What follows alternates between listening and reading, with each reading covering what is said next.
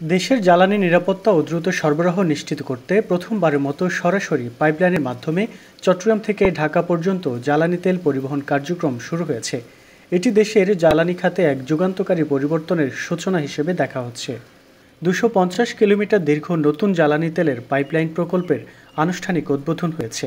শনিবার সকাল ১১টায় চট্টগ্রামের পতেঙ্গা এলাকায় জ্বালানি তেলের প্রধান স্থাপনা এমআই প্রান্তে বিদ্যুৎ, জ্বালানি ও খনিজ সম্পদ মন্ত্রণালয়ের উপদেষ্টা মোহাম্মদ ফাউজুল কবির খান এই প্রকল্পের উদ্বোধন করেন।